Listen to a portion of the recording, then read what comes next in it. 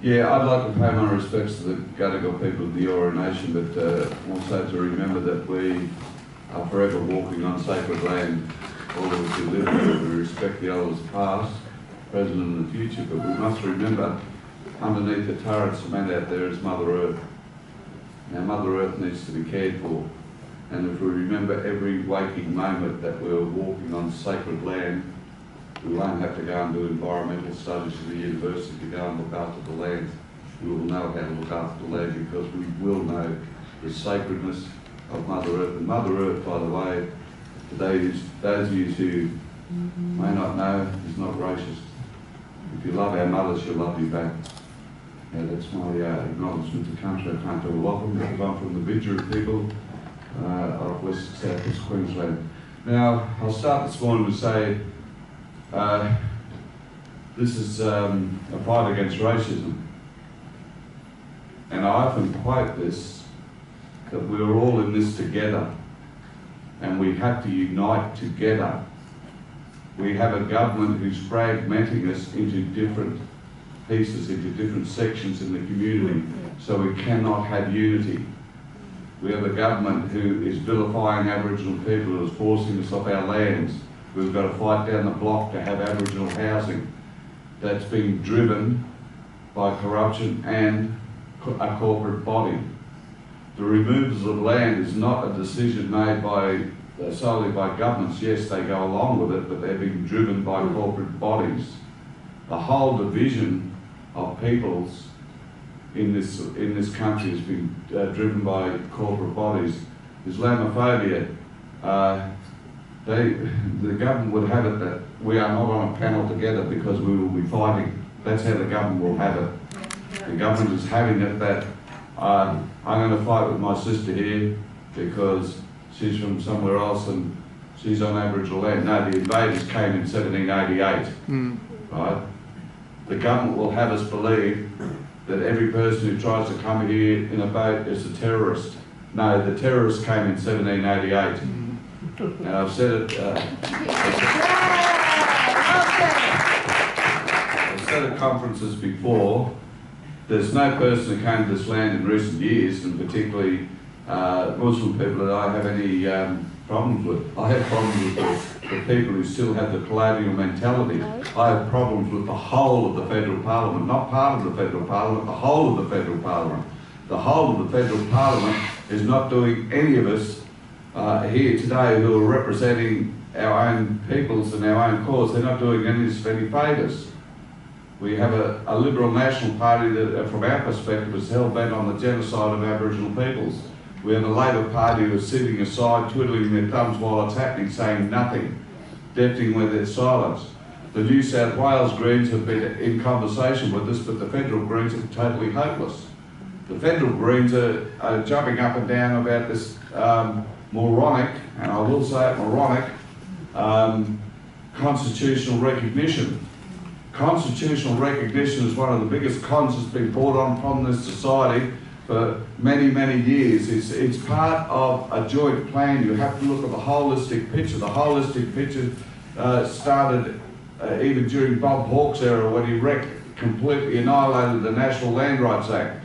There was a whole agenda there driven by corporate Australia to disenfranchise Aboriginal people to get us off our land there. This is going back into the 80s, but this is only a continuum from 1788, by the way. I'm just talking about contemporary history. I've got 15 minutes. It'll take me probably 15 years to tell you everything that's happened in this country. It's an atrocious story. Now, the trouble is it's the truth. Now, in recent history, it started with that great Labor leader, Bob Hawke, who completely disenfranchised Aboriginal people.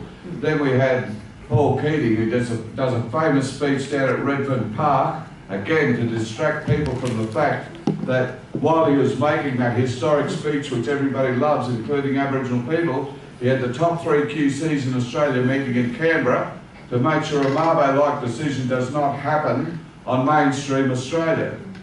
That's the famous Paul Keating, who was going to be written in the history books for that one speech as a champion of Aboriginal causes. He was destroying native title. He was destroying any form of land rights.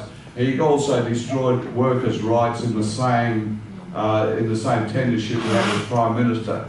So we're seeing here, we're looking at a thing called disenfranchising a lot of people. That's why I say we're in this fight together. Don't let them segregate us. I was born under segregation. It's not a good thing. Brother Lyle would remember those days when we couldn't mix with white people. We weren't allowed to. Now we are. They're frightened. They're frightened that people will come and follow us in our struggle, because if you learn the ways of Indigenous peoples in this country, you will know how to look after this environment. You will know how to get rid of the capitalist machinery, because we are fighters. 227 years should tell you we are fighters. We're still here. Every filthy trick under the book has been played upon us. The newest ones are these nice little things called, what was that one? Reconciliation, yeah. Uncle Chicka Dixon, in one of his last speeches, he was asked by someone in the audience, what are your views in reconciliation? He said, I don't belong to the kiss and make up tribe. So, I don't see how you can reconcile the murder, land theft of a whole race of people. There's a big misconception in this country about how many people are killed. We talk about global atrocities all over the world. Well, there have been researchers in recent years that quite clearly point to the fact that there were between 5 and 8 million people in Australia at the coming of the British. By the mid-1800s, there was about 50,000. That's more than a Holocaust. That's the annihilation of races of people. That's a total annihilation of races of people. Now we have this thing called constitutional recognition. Let's have a look at some of the dialogue around that. We have Abbott's puppets who met with him recently over at Kirribilli House, and those of us and some from Solidarity came over with us and protested against it. The next thing, he's got Scully and run down to the Tent Embassy like our new very best friend to try and resolve the issues that are going on about no Aboriginal housing on the land there. It took all that to get the politicians to notice that the bleeding obvious Aboriginal people have been kicked off their land in the middle of the city, right in the middle of the city. Now, if the media and the politicians can't talk about that, what chance have they got to talk about the remote areas? What chance? Now, have a look at Recognise. Noel Pearson gets up there and doesn't get his own way and spits a dummy and has a little press conference after it saying how the whole thing is flawed, blah, blah, blah. He was playing two sides of the fence. If Recognise is going to go down, he's going to come out looking as if he is a political activist. If it gets up, he's going to turn to the government and say, look, I helped you get it up, because he's changed his rhetoric again. It was quite interesting. We were campaigning against it while he was sitting in there kowtowing to Tony Abbott, and quite recently he was named in the paper as an Aboriginal activist. You know, so, yeah. When is the media going to get it right? If that's activism, I'll give it up. Don't ever call me an activist again. But he's on the media this morning saying, no, that's the barney we had to have now. Recognition's back on the rails. It is a distraction.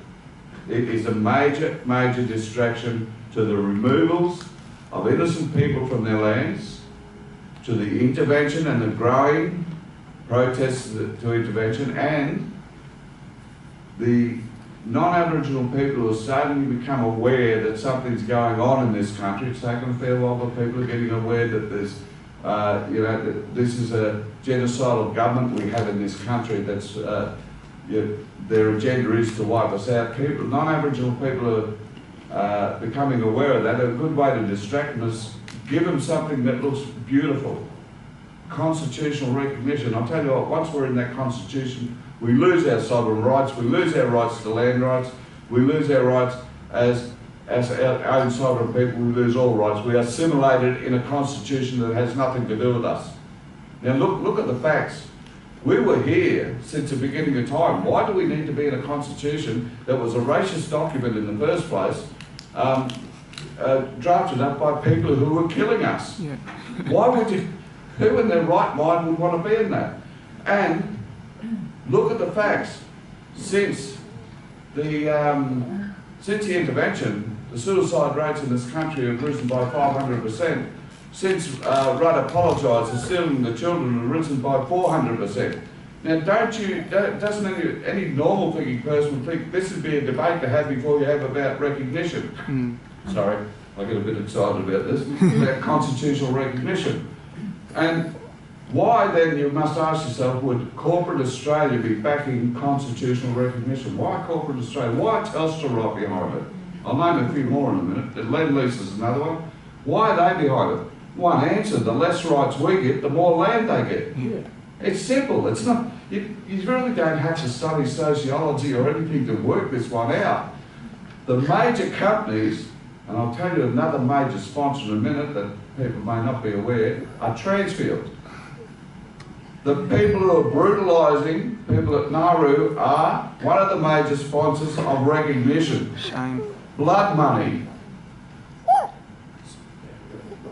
Blood money to create more spilling of blood of our people, to distract non-Aboriginal people away from the facts of what is going on in this country. Now, seriously, we have to get away from this dialogue. The argument so far, and you can see the argument is stacked. Abbott cut $500 million for Aboriginal affairs. The bill to date for the recognition argument, for the yes argument, is almost $1 billion.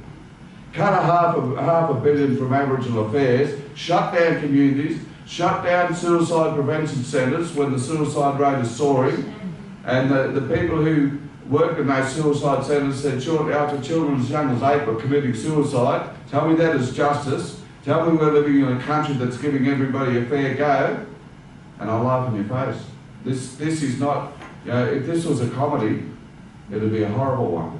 This is a nightmare our people are living in. We are living a nightmare, and it's not going away. And any person in this country who puts up their hand to vote yes for recognition is buying into the legitimisation of the LNP to drive recognition for the corporate body to destroy Aboriginal people so they can mine the land, and that's all it'll ever be.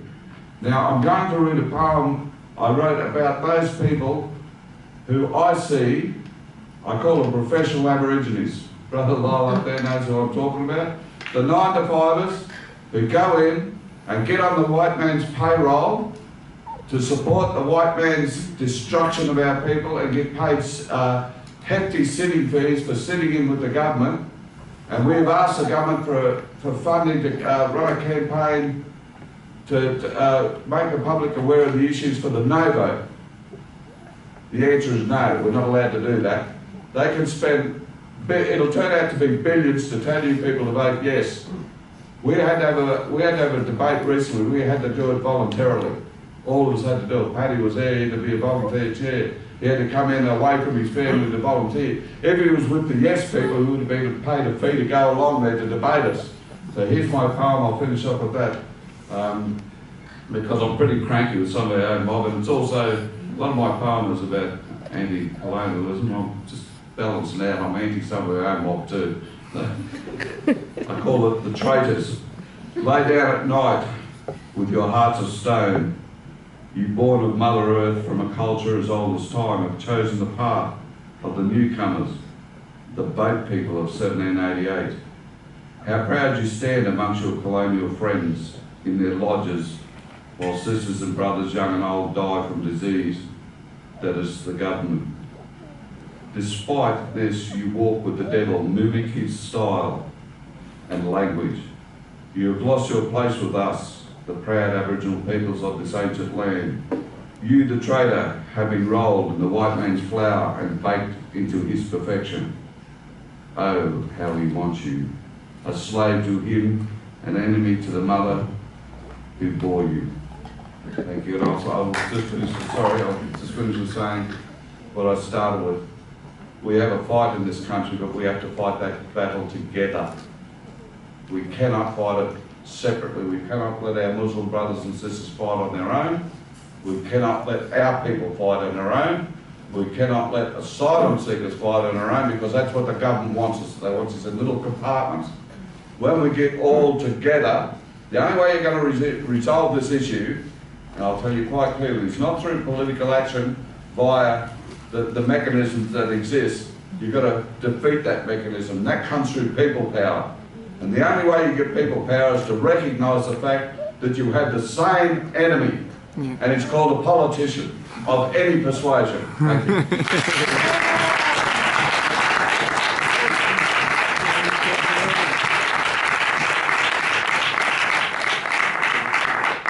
Thanks very much for that. So now we have Ian. Yeah, thanks, Elliot. Yeah, I suppose I should also recognise the traditional owners. It's one point that the campaign, the refugee campaign, has made since its inception. You know, the connections between the first Australians and the most recent Australians, and the racism that's been dished out to both of them by the same ruling class and the same people who run Australia, and for largely the same reasons, of trying to find ways of justifying their own existence and their own continued possession of a country which was never theirs to start with. It's about almost exactly a year actually since Tony Abbott talked about Team Australia. It's almost exactly about a year and you know, in 10 days. And Lydia no doubt will talk a lot more about the specifics about the Islamophobia that's been particularly associated with the Team Australia. I'll go back to that. Perhaps I should say right from the beginning, I'm talking for the refugee campaign. I'm not talking for the refugee experience. That much, I suppose, is obvious, and it never ceases to astonish me, actually, in terms of the refugee experience, that we don't see more of the anger and the radicalisation, which clearly our own ruling class fears from the refugees who've been borne the brunt of the mistreatment that's been dished out to them. But I want to talk particularly about the campaign, because it's clear that prior to Team Australia, and even with Team Australia, that really it's been the refugee campaign or the refugee issue that really has been the basis on which the Australian government and consecutive Australian governments have built their racism, have created a whole idea of exclusion. Even when you look at the way in which the early ways in which the refugee issue was posed, I'll come back to Howard's sort of famous speech, but people might remember the way in which Ruddock was talking about whole villages were packing up and coming to Australia after the September 11. The connection between sort of terrorism and asylum seekers became welded much more closely together, and they would talk about, we don't want these people coming here, and the threat that they actually pose to them. But in that first incarnation, it was largely the Tamil asylum seekers who became the vehicle that found the adverse security, the increased security laws, the anti-terror laws that were associated with that first wave. They became the examples that were first dished out to them in a way that we're seeing the Muslim community now sort of bearing that brunt. But in the first instance, I think it very much was the refugee campaign, which was the way, and it still is, I think, in terms of a major part. It's the refugee campaign. It's what we've seen happen around the Aboriginal rights and the intervention, and now I think there's a three-part component actually of the way in which the exclusive politics are being implemented in Australia. And I think one of the critical things to understand is that the way in which each form of racism is actually nourished and interacted by each other. And I think that's one of the points I think that Ken was making. When you understand that there can't be separate fights over each of the ways in which that racism is manifested, because they are actually interlinked and welded together and need to be fought together, because left alone they actually do nourish the way they do nourish each other. I think the other aspect I think is to understand is that the way in which the politics that are associated with exclusive politics, is actually quite a deliberate thing. I couldn't find the actual quote from Scott Morrison, but people might remember, Morrison was actually quoted out of an internal, Liberal hearing discussion in Sydney, where they actually discussed quite consciously and quite deliberately how to use how to use the issues of of refugees and of multiculturalism and opposition to multiculturalism to cultivate a support for the Liberal Party.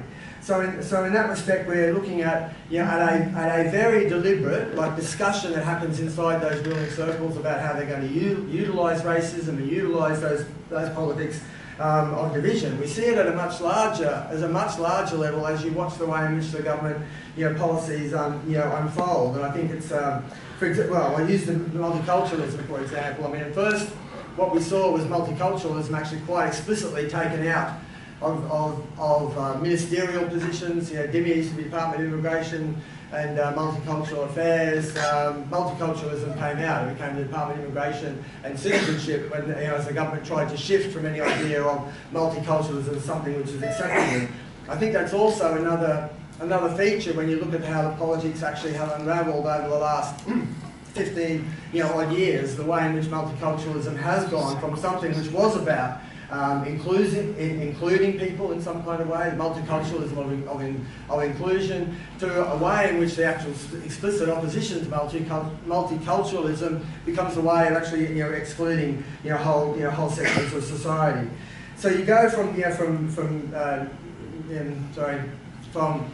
specifically excluding multiculturalism, move from DIMIA to DIAC. Now we've got rid of the citizenship entirely, and now it's border force and immigration and border force protection. And that ideological shift, I think, is again a very, very deliberate thing which is actually happening. I think the other part of the shift about multiculturalism from inclusion to exclusion also goes along with citizenship and the attitudes to citizenship. I mean, what part of the early period of multiculturalism was lowering the barriers of the idea that people became citizens as soon as you possibly could become a citizen, because it was a way of actually including people as part of the general Australian society.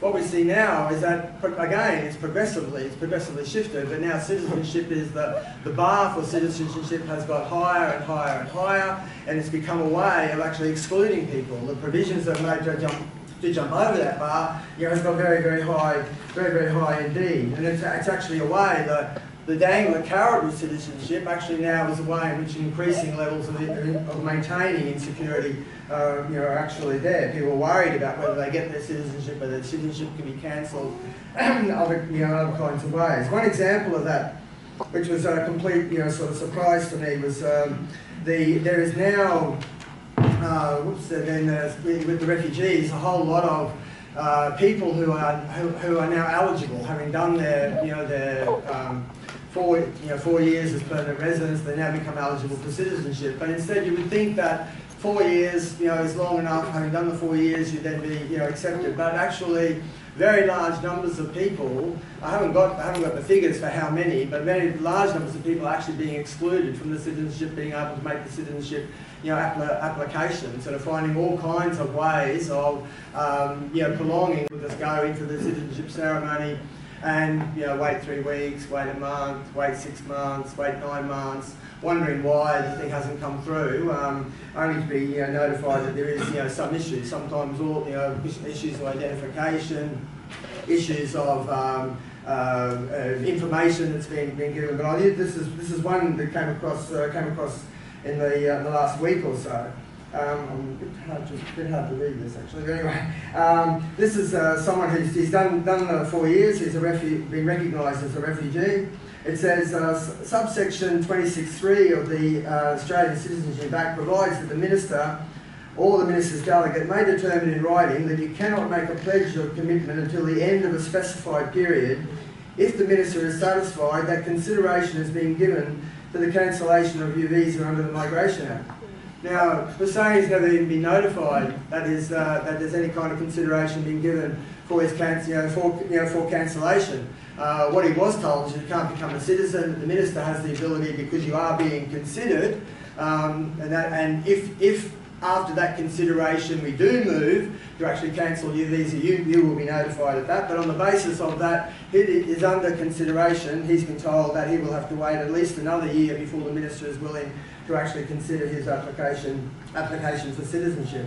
And that kind of process is something which is happening throughout the people who are otherwise being recognised as refugees. We're finding other issues that are starting to crop up with the changes in the legislation. Protection visas, people are now being found to be refugees, but actually being denied their protection visas on the basis of incorrect information that may have been given. We come across our first example of someone who actually destroyed their passport on the way from Indonesia to Australia. The legislation that was introduced in the end of last year makes a specific provision that the destruction of the passport can be the basis for denying someone a protection visa. We've now got the first example of that. It was a Zimbabwe man who destroyed his passport in Indonesia, and has now been told that his protection visa will be denied, and he has to make arrangements to leave Australia, or arrangements are going to be made for him. So the ways in which there has been quite a deliberate shift, I think, as part of recognising that the issues of racism, the specific issues of racism, I think behind that is a much more general attack, if you like. The other aspect, I think, which has gone along with that shift has been the inverse racism. Okay, has been the inverse racism. The general argument that the Australian society will only accept refugees if there is strong border protection and selective immigration. Kind of the argument that somehow or other that as long as you've got a society which is racist and which denies access to people who want to arrive by boat, denies access to be refugees, then somehow or other multiculturalism or general acceptance, toleration can be cultivated. And I think we need to understand like the insidious sort of quality of that, because I think some of the same way in which the blame the victims, which is directed to Aboriginal people, that somehow or other the dispossession and the social dysfunction which has gone along with that dispossession somehow comes from their own experience, their own cultural experience of their own existence, is also now being something which is inflicted on refugees, and on Muslims. So I now want to go to Howard's. Where does some of this actually come from? I mean, Howard's had that famous quote about, we will decide, who comes to this country and the circumstances in which they come. But I think there's a very real question about who is the we that Howard talks about, or who is the we that Abbott actually sort of has taken up. Now, I think leave aside the fact that it's a ridiculous sporting analogy, but I also think that's probably something which is quite deliberate. Somehow there's some element of sport in the Australian culture which people are meant to identify in some way.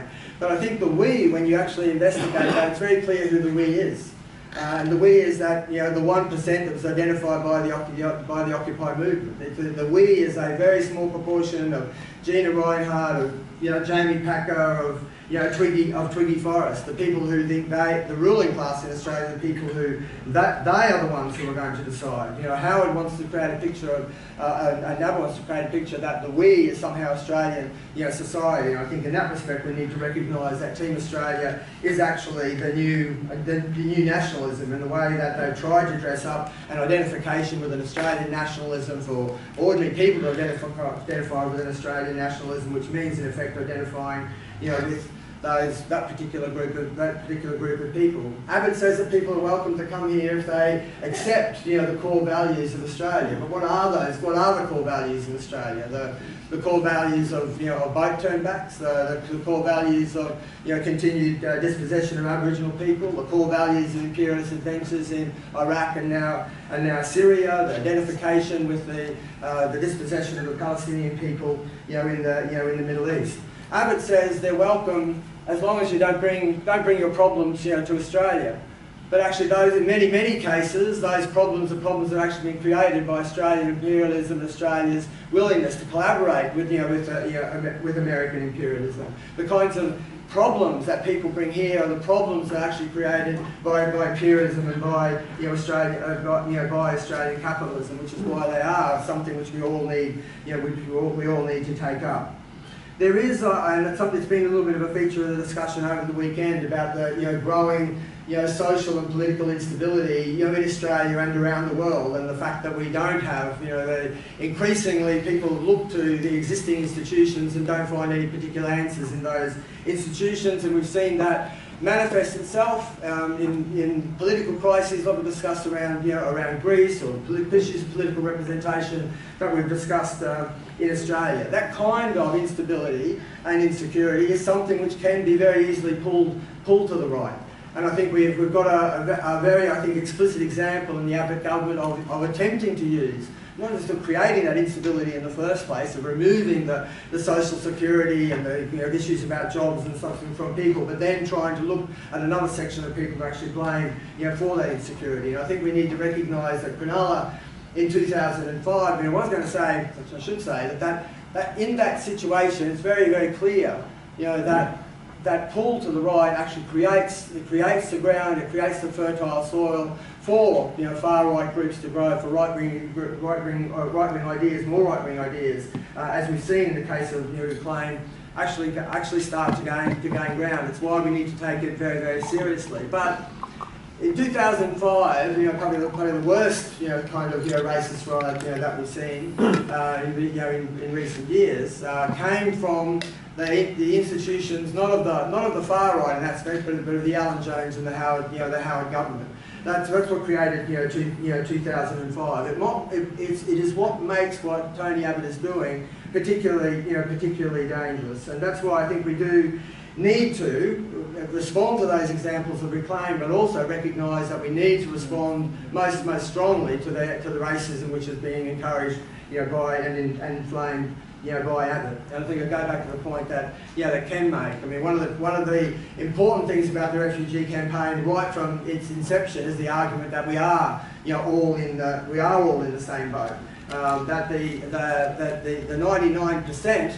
It does includes Muslims, it includes refugees, it includes Australian workers. They want to create that kind of division, and they do quite explicitly use the racism. So hospitals are crowded. Actually, they're crowded because they're all the refugees are in the hospitals. You don't need to think about what's happening in terms of that insecurity, because we know who to blame for that insecurity. It's the refugees that are actually coming right over, not the people who are actually responsible for it. I think we need to take some encouragement from the fact that in spite of Abbott using Stop the Boats and using the anti-refugee racism as seriously as he has done, actually his polling is not increased. We need to take some sustenance from that, but recognise that's only happened because there has been a very conscious and a very deliberate campaign. And so I'll finish with the way we started, the way Ken started, is that if we are all in the same boat, every manifestation of racism has to be taken up.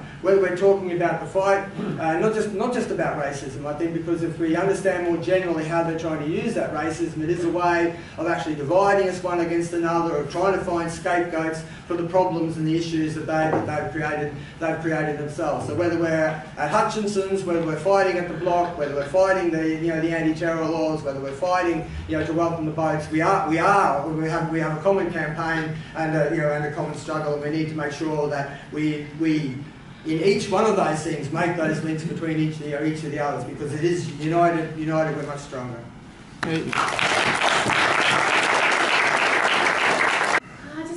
Thank you very much for organising this panel event, and I feel very blessed to be sitting on the panel with these two fine gentlemen here. But before I begin some comments, I would like to acknowledge the traditional owners of the land and pay my respects to ancestors both past and present. Australia was not just bush in 1788, and this country wasn't settled. And our history, our very history of our country, reminds us that racism was the foundation of this country. It was built on the foundation of racism. And that the sexual exploitation and the slavery of our Indigenous brothers and sisters is a silenced truth in our country's history. It's also a very strong reminder that racism is within the DNA of our country. It's still present, and that issues of racism, sexism and class are utilised by the powerful in order to decide whose team you are on and whose team you are not on. And I'd also like to acknowledge my own white privilege, actually, And obviously, with the experiences that I'm coming to today with are not the experiences of every single Australian Muslim out there. Straight up, I'm not a part of Team Australia at all.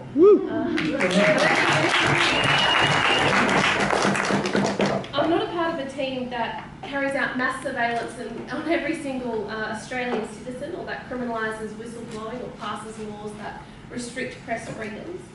And I'm definitely not a part of a team that pushes poor, desperate people out to sea to die, because apparently we don't have boundless claims to share. The boundless claims aren't even ours to share anyway, as we've heard from Brother Ken. But I'm also not part of a team that expects me to act like a grateful house slave, to be grateful for a seat at the table when we're discussing these issues of racism, sexism and class. I'm expected to say, oh, thank you, yes, sir, at government consultations, and I feel very uncomfortable, and I'm not going to be complicit in the demonisation of people from my own faith. There seems to be a line being drawn in the sand of what it means to be a good Muslim, and every time myself or other people get close to that line, it's a shifting line in the sand. It's unattainable, and it's not meant to be attainable. I'm definitely not part of a team that beats the drums of war, that favours drones over aid, that supports regimes that barrel bombs its civilians, that incarcerate those who advocate for peace or human rights or civil liberties. I'm not part of a team that carried out the slaughter of close to 1 million Iraqis and then described it as an embarrassment. That is not my team. I'm not part of a team that is callous towards suffering, that's indifferent towards compassion, that sacrifices integrity in the face of honesty, that uses deception and confusion as weapons to solidify and replicate structures of power and structures of racism, sexism and classism. What I'm concerned about is this team that I'm not a part of, is telling people who are aware of the truth, don't think they're not aware of the truth, don't think they don't understand the issues at play in this country, they're aware of it. So they're not in denial of the issues, they're in denial of that it matters to them. And the team is telling them, these issues don't matter to you. They're telling us that the truth, that Australia is actually curtailing civil liberties, that our laws in regards to what it means to be in a democracy are being curtailed. It doesn't matter to you. That the issues facing our Indigenous brothers and sisters don't matter to you. That the issues faced for our gay community, they don't matter to you. And the same goes for the Muslim community, the Jewish community, the Christian community, every single community. The issues should matter to you. They do matter to you, but we're being told that they don't. Because this denial is possible because the team that I'm not on, is telling us that it's okay to dehumanise people and that it's okay to criminalise people based on what community they're perceived to be attached to. And this isn't a Muslim issue, it's not an Australian issue, this is a global issue. This is a global concern. We're in a global community at the moment where counterculture is weak. We are weak. Part of that is because we're failing to recognise our common humanity. And it's that simple. We're failing to recognise each other's common humanity. And that's why it's easy for a team to tell me that the issues facing my brothers and sisters from the Indigenous community don't matter to me. That the issues facing the refugee community don't matter to me. And so who is on this team? Because I'm not on the team, we've established no one is on the team, so who is on this team? This team that allows us very easily to decide who is on our team and who is not on our team. Who is on the team? So I'm pretty sure it's not the 58 dead women who died from the hands of terrorism within their own home. So the 58 dead women, they're not on the team. It's not the dead mothers and fathers and children we push back out to sea, they're not on the team. It's not the forgotten people on the rural manor either, they're not on the team. They're not wanted. And it's not the Australian Muslims who've been exploited in order to quietly drag us back to Iraq and now to Syria. We're not on the team, they're not on the team. And as our brother here has said, the Indigenous community aren't on, well some of them are actually, according to the last poll. I'll say the majority, unfortunately. They're not on the team. So we're having this conversation about constitutional recognition because now as a white person, I decide it's time to talk about constitutional recognition because it suits me. But meanwhile, I'm going to close down their communities and increase the rate of removals of children from Aboriginal communities. They're not on the team. And it's not the gay and lesbian community who, in the light of the Ashley Madison scandal, apparently they represent the biggest threat to marriage. So I'm pretty sure they're not on the team either. And it definitely isn't the poor. It's not the poor, is it? It's not the poor. The poor are not on the team. And poverty cuts through a knife. It cuts through a knife through all communities, whether you're from the Indigenous community, migrant community, refugee community, Australian Muslim community. Poverty is the issue. It doesn't depend on whether you can afford, by the way, poverty, the definition of when I say poverty, it doesn't depend on whether you're rich enough to afford a helicopter or even a car. That's not what I mean by poverty. Apparently poverty is when you earn less than $400 a week when you're a single person, and when you earn $841 per week when you're a couple with 2 children. It doesn't include the working poor, in my respectful submission. So just taking that very conservative view on what constitutes poverty, that means that at least 2.5 million in Australia are below the poverty line. 2.5 million. Out of that 2.5 million, over 61% rely on social security benefits as their only form of income. So the working poor. And when you're poor, it means that not only are you socially and politically excluded, all whilst being hungry, but you're also not spoken to, you're not even spoken about. So in order for progressive social change to occur, you must not allow this denial, not of the issues, but the denial that these issues affecting our brothers and sisters throughout all communities are important for you. You must not allow that denial to take root in the national psyche. And it's going to be a very long struggle. It has been a long struggle. It will continue to be a long struggle. Because there are very powerful forces at work here that don't want the denial to be overturned. Remember, they use deception and confusion to replicate the structures of power in order to maintain the status quo. We've established it's going to be a long struggle, it's going to be a tiring struggle, and it starts with recognising our common humanity. So it doesn't matter which community you're from, the fact that we're united against a common enemy, so to speak, but also, more fundamentally at that, we should be looking at the struggle as saying, what we should be united because there's a common enemy, because I need my goals to be met and I have to partner with you in order to get it.